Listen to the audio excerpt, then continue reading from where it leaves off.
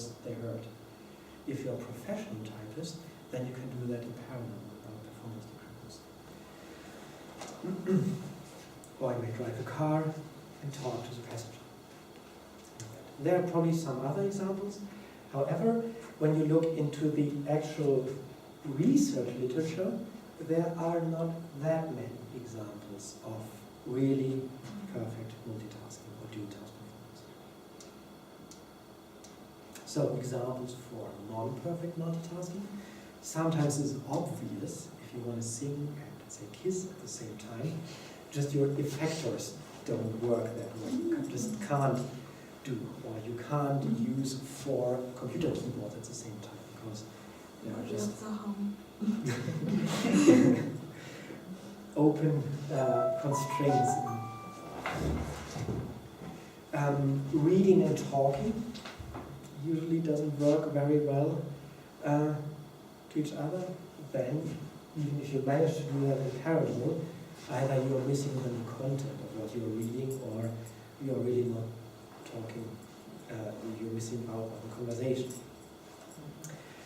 Mental arithmetics and learning of word lists. This is pretty close now to this operation span task. Such things is hard to do together. And actually the example we had before, driving a car and talking to a passenger. Yeah, if driving is difficult, or for instance if you're a learner, or if you're in heavy city traffic, or you're in a region you don't know, you have to look your way, then it becomes quite tricky.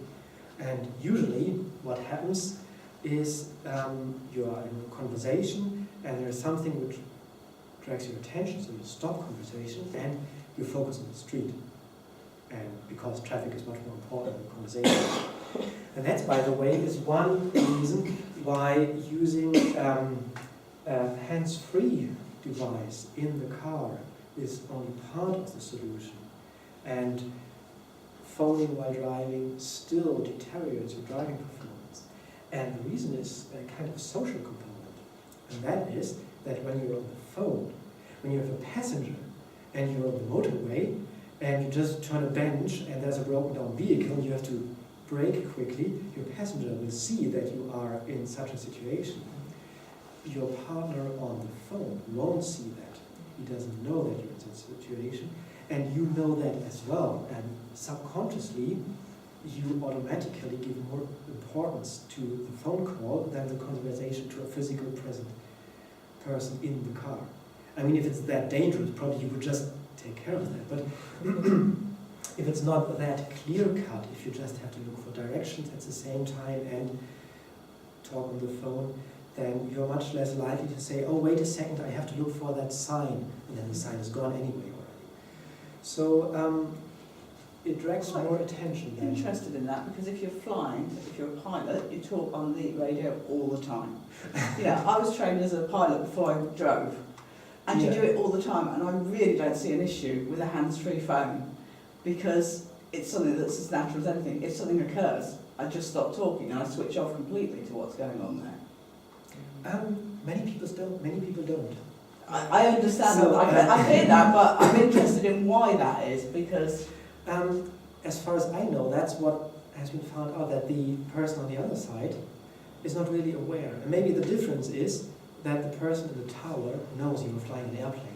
Maybe. Well, they know you're driving a car, don't they? I mean, the person in the tower doesn't know exactly. Not necessarily always. But there's less danger in the sky than on the road. Yeah. Really?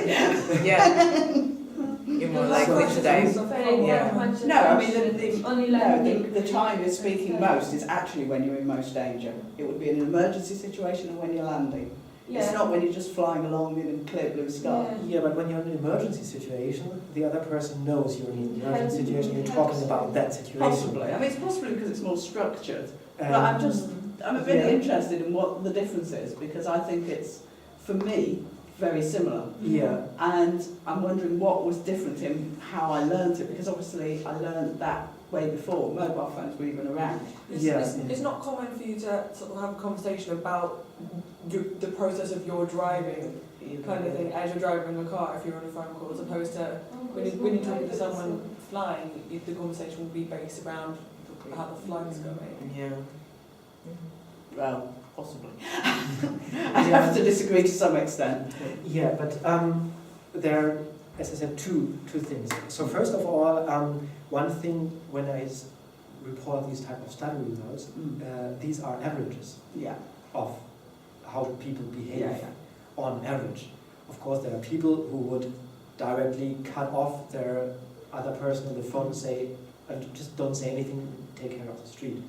But on average, there's a tendency that people stick or attend more or distribute more attention towards a phone conversation than in a direct comparison, than a passenger sitting next to them. So this physical, this hands-free results only that we don't have problems with our physical effectors, that our arms are free, but our mental set, it's the same as I hold it in my hand or have it there. It doesn't make any difference for my mental occupation in the conversation. So, of course, it's still better than actually holding it in my hand, because then I'm even more restricted in maneuvering and things like that. But it's not like, okay, I just use a hands-free and so everything is perfect. It's not like that. People are still more error-prone to make mistakes in driving.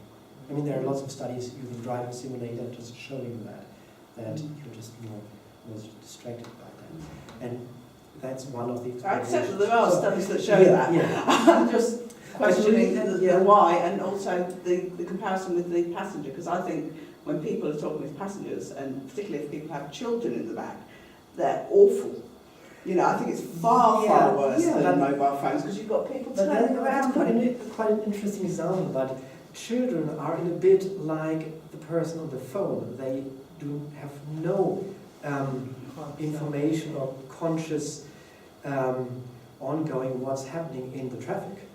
They just demand the attention right now, no matter what the traffic is. Mommy has to listen now, or daddy. I know that situation.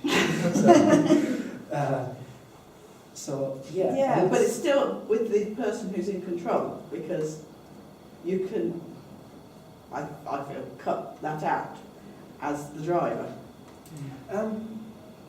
Yeah, but I mean, things which have to take into consideration as well whom are you talking to. Some people talk to the boss on the phone.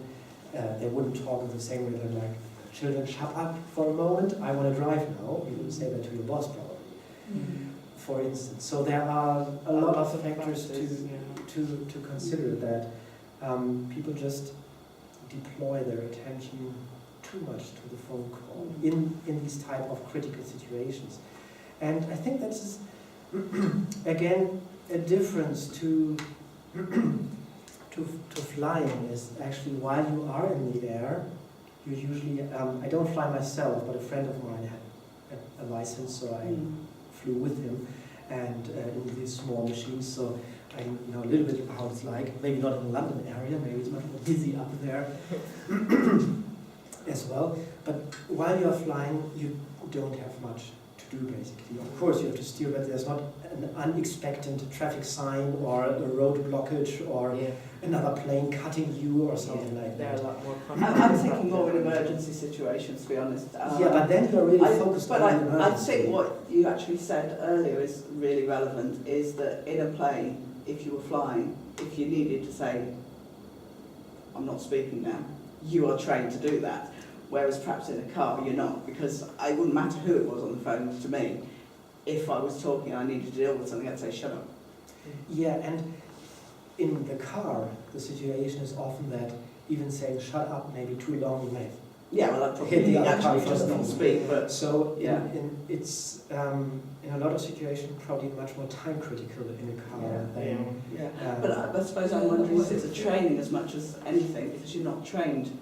You are trained to use a radio when you learn to fly. That is part of the training. Yeah, you are not trained to use a mobile when you learn to drive. Yeah, but even if you would have the training, I mean, I think what would help probably is more that there is a general understanding, so to say, that, well, let's put it this way, I would deem it more important to train the listeners and tell them, you're talking to a person on a car, so expect brakes in their response, expect them to be quiet for a moment because they have to concentrate on something else.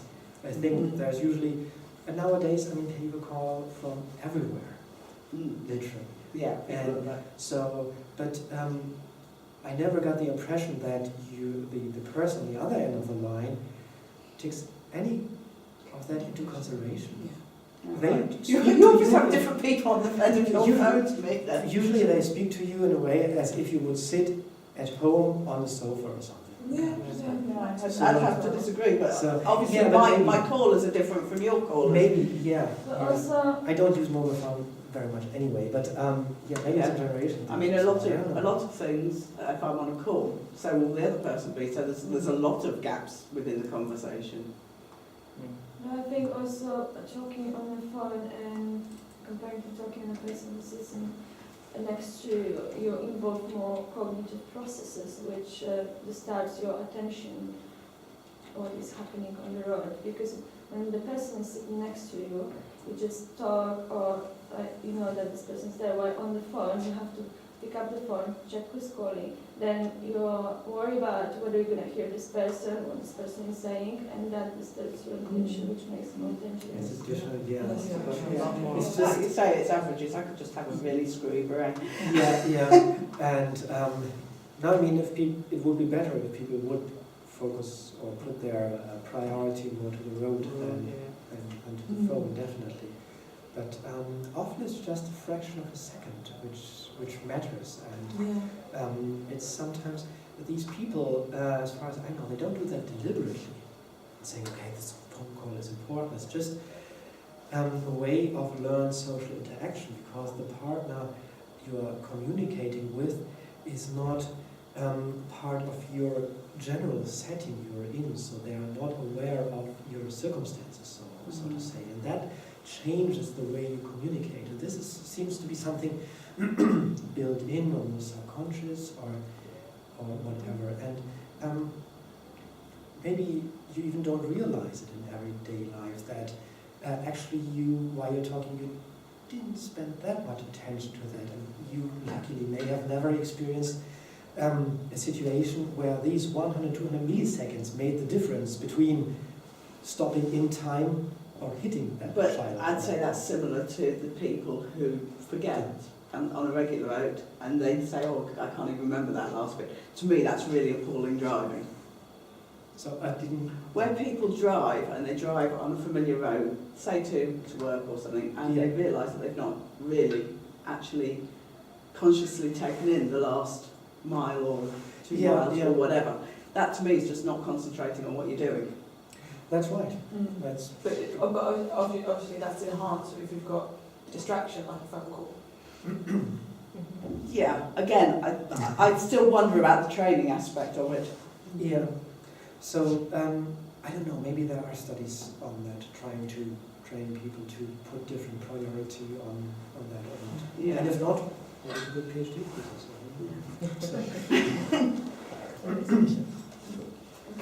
Okay. So, yeah, let's go on. So these were just examples of like everyday situations. And we already had some ideas, so what's the difference between these tasks basically and how they are processed.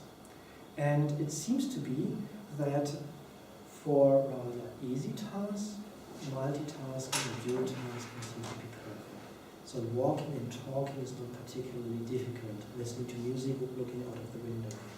And the more difficult tasks, then we can do that only with becoming slower and having some costs in accuracy or time, speed. So, and there's generally the accepted notion that perfect multitasking or dual tasking is not possible when both tasks require controlled attention. And at least one or both of the tasks need to be what's called automatic. That means able to run without controlled attention. So, and then you can, in principle, have perfect multitasking. It doesn't mean that it automatically is achieved. Okay.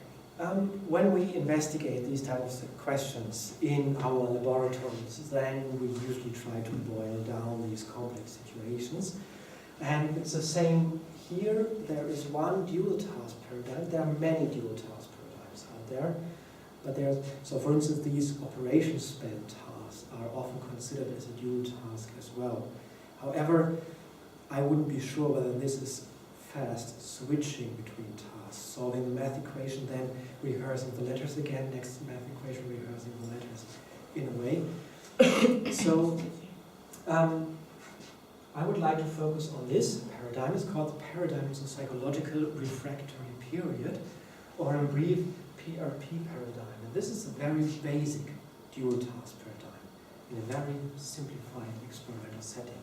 And that, of course, has a lot of advantages because it's easy to investigate and understand. And what you do is basically you combine two speeded choice response tasks. We'll see an example in a moment. So suppose, as a component task, you have an auditory task. Sit in front of your computer, and via the speaker you hear a syllable. And with your left hand, you have to decide whether it was a ha-ha, press that finger, or a ya-ya, press that finger, as fast as possible. Just a simple two-choice response task. And then you have a second task, a visual task. You see a face on the screen, and you have to decide whether this face is male or female. And you do it with your right hand, one finger for male, one for female, as fast as possible. And in the dual task now, what you can do is you present both at the same time. And you respond with your hands as fast as possible.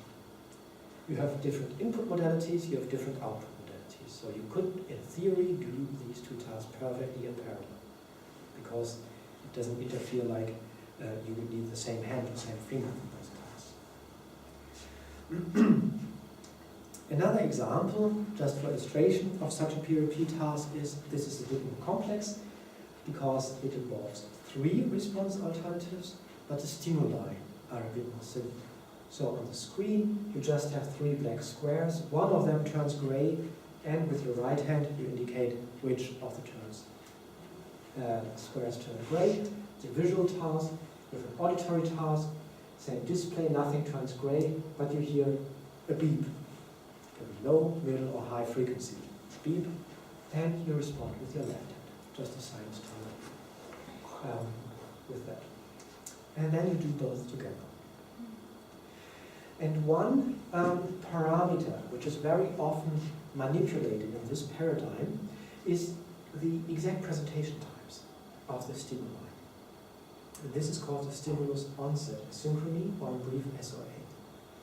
So it's the time between the onset of both stimuli. If the SOA is 0, they are presented at the same time.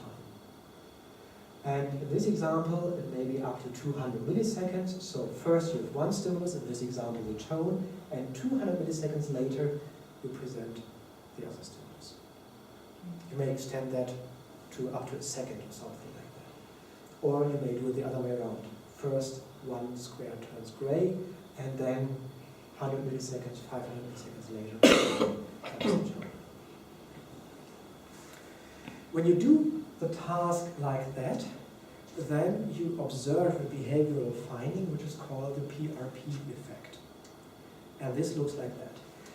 So this is reaction time and response times to the first task and response times to the second task.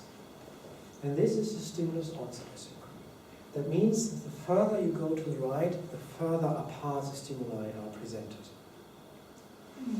And what you find is that your first response is totally unaffected by that. So no matter when the second stimulus comes, the first response is always the same. However, the second response shows a particular effect. And that is that if the SOA is rather long, you have a little bit of costs, you'll see over. And if you decrease the SOA, your response times increase. And in theory, they do so with a slope of -1.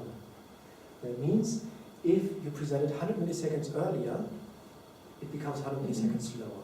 But only the response time to the second stimulus. Only to the second task, second stimulus. This is the prototypical pattern. The real world pattern looks slightly different. Slightly, not very. For instance, response time to the first task becomes a bit slower with very short SLAs often as well. And the slope is often not exactly -1. It's slightly different. But the general pattern is rather easy to observe. What I said before, this is a very robust paradigm. Just, it will probably work very well. Okay, the question now is, how can we explain that pattern of findings? And for that, we have to go a little bit into how we conceptualize the processing of a task, such as a simple choice response task. And ignore everything else for a moment. And what is often done is that a task is subdivided into different processing stages. And the most basic subdividing you can do is into 3 stages. First stage, P, is the perception stage. And here it is assumed that the stimulus is perceived from its physical form, a square, a face, or whatever, and translated into some abstract code. So we only see these visual image, and then we have a representation that is a male face. Or we hear a tone, and then we have the representation of that is a ha-ha and not a yaya, for instance. Response selection then means that this abstract presentation of the stimulus is translated into a response, again in an abstract format, so that I know male face means right hand, left finger, or right hand, index finger. Only on that abstract level. If it would have been a female face, it would have been right hand, right finger, or middle finger. And in the response execution, or sometimes called ME, motor execution, this abstract motor response code is then actually translated in an actual movement. If you go into detail, you can subdivide that into further substages. For instance, response execution has been subdivided into motor initiation and motor execution. So there are some models assuming up to 9 different stages in these type of tasks. So, but for our present purposes, that's sufficient. Okay, so what happens is, or what has been shown, that some of these stages can work in parallel, but others cannot. And one of the stages which cannot work in parallel is the response selection.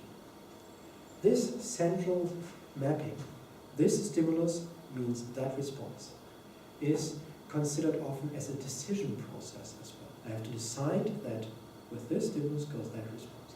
And this does not work in parallel. It can only work serially. While perception and motor execution, they can work in parallel. You can easily perceive a visual stimulus and a tone, for instance, at the same time. They don't interfere with each other.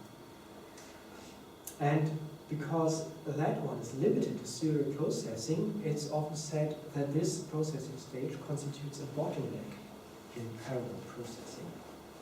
And that's the reason why this assumption is called the response selection bottleneck theory.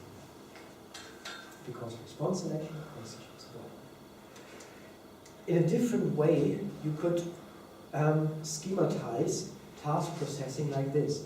Perception runs in parallel, then you have response selection serially, only one after the other, and then motor execution again in parallel. So you have a bottleneck task processing. So, and due to that bottleneck, even such a simple task as some easy decisions suffer quite strongly from behavioral decrements. So you become much slower. And if you do the task, try it by yourself, it's quite a challenging task to do. Okay, so how can we explain this behavioral effect? What happens if the SOA is short?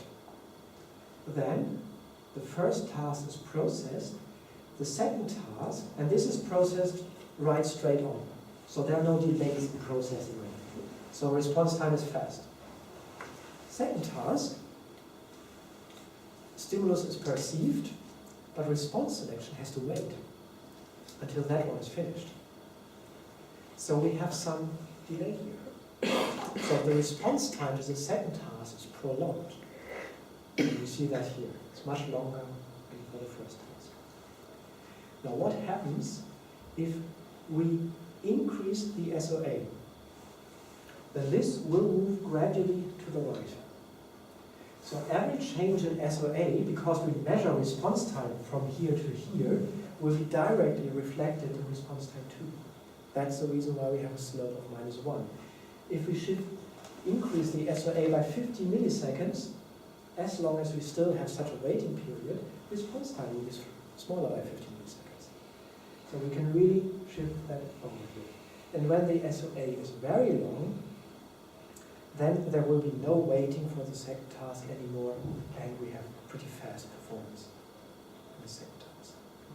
As well, basically up to the same level as we would have without the first task. So this is how in this PRP task the PRP model can explain the PRP effect. So, okay. Where do we know that response selection is a bottleneck? How can we find that out? And there is a method which is called locus of slack method. And the background is for that is that this period here, the waiting period, is called the slack. And suppose we do the following manipulation. We increase the difficulty of the perception of the second task. So for instance, this is a visual task, and we have this male-female distinction, and we visually degrade the stimulus. So that's just, it takes our visual system longer to analyze. So what we do is, we prolong the duration of that difficulty manipulation. Usually, if you degrade the face, you become slower, because it takes you longer to identify it. However, what will happen here?